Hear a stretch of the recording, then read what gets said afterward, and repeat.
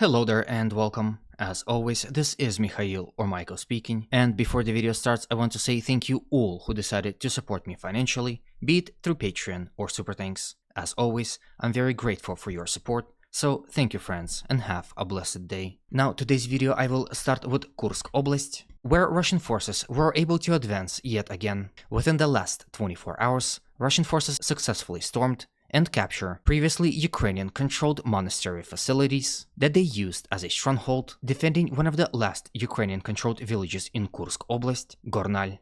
And as you can see on this video, Russians were able to take full control over this monastery complex, and as a result, captured these territories. Perhaps you know that this monastery complex was located on the dominating heights, overseeing the village of Gornal. With Russians now in full control over this stronghold, they can easily spot Ukrainian formation movements within the village and provide timely information for their artillery and drone operators. Reports from this sector suggests that the fighting for the village had already begun, however the result is still unclear. Some reports suggest that Ukrainians already retreated from the village, leaving some troops behind to hold the Russians and cover the retreat of their comrades, while other sources suggest that they are still holding their ground and that Ukrainian command did not allow them to retreat. From Kursk Oblast, let's continue our journey further to the southeast of Ukraine, where more Russian developments were reported in the General Liman Frontline. Here Russians became active around the village of Nova Mikhaylovka, as Russian attacks were reported in its direction. It is important to note that not only were Russians attacking directly towards the village, but they also attacked to the flank, with both of these attacks ending with a success. First, let's discuss Russian gains right in front of Nova Mikhaylovka, as they were able to successfully enter and entrench themselves within this small forest patch adjacent to the village, overall capturing this portion of the front line. When it comes to the successful Russian attack on this flank, adding this relatively big portion of the front line to their overall control. As you can see with it, Russians simultaneously advanced in Donetsk and Lugansk oblasti.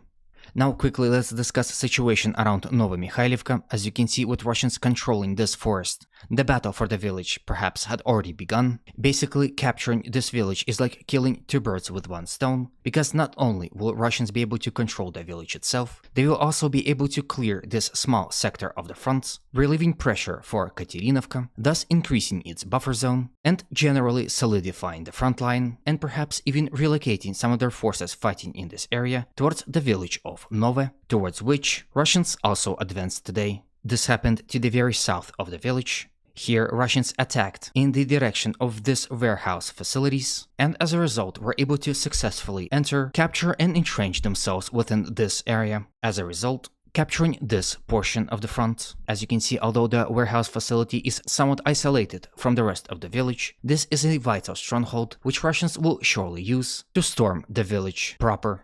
If we are to zoom out, we can see that the village of Nova is now in a semi-encirclement, under threat from multiple flanks, is heavily bombarded by Russian artillery, and it seems that with the Russian developments in the north, the situation can become even worse. We will remain on this front and move slightly to the south, where Russian forces attacked from the village of Belogorivka in the direction of Ukrainian-controlled village of Miren, and as a result of successful offensive actions, captured this portion of the front in front of Miren. As you can see, Russians are now one field and only one forest line away before storming a relatively small and inconvenient to defend village of Miren. As you can see, Russians already control this small bottleneck to the west of Yampolivka, and with Russians now advancing from Belogorivka, they can surely attack from two sides, overwhelming Ukrainian defenders within the village.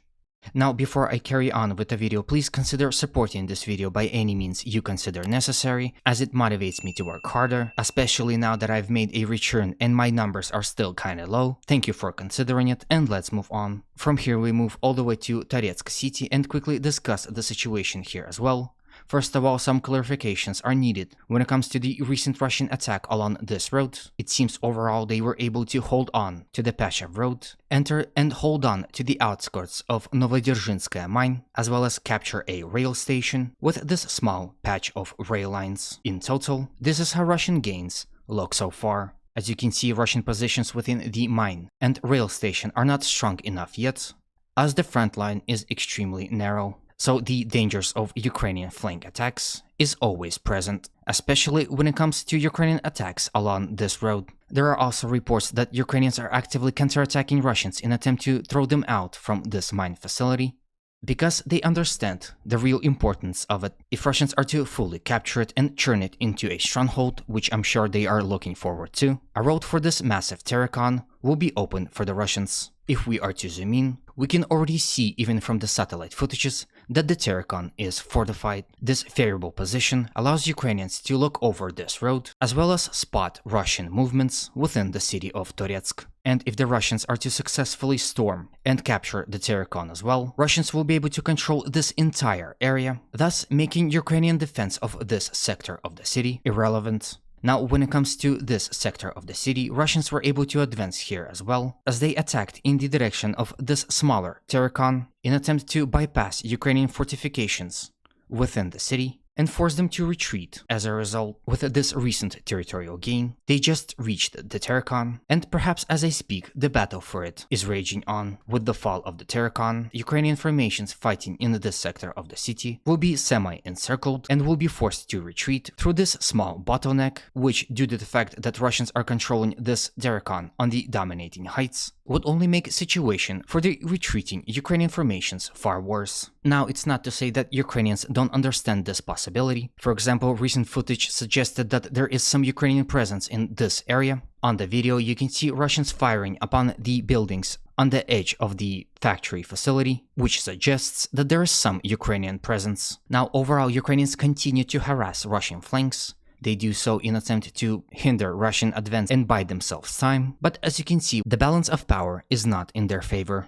From here, let's quickly discuss situation around Sukha Balka. Situation for the Ukrainians today is far worse than it was yesterday, as Russians were able to further solidify their control in Valentinivka, withstood Ukrainian counterattacks, and had successfully stormed Sukha Balka, fighting within the center of the village. What doesn't help is that Russians successfully attacked along the left flank to the west of this water reservoir, and as a result, captured those territories. As you can see, this allowed Russians to cross through this narrow map and support Russian assaults within the Sukha Balka village. At this point in time, as you can see, Ukrainians lost control over the center of the village and now mainly retreated towards these what would seem to be storage facilities or some isolated residential areas. Now, before we move on to the other portion of the front, it's important to note what's happening within this pocket here. Recent report suggests that Ukrainian presence within this area is almost 0 to none. As Ukrainians are slowly retreating towards Nova Mikhaylovka, Russians carefully push on, clearing this sector.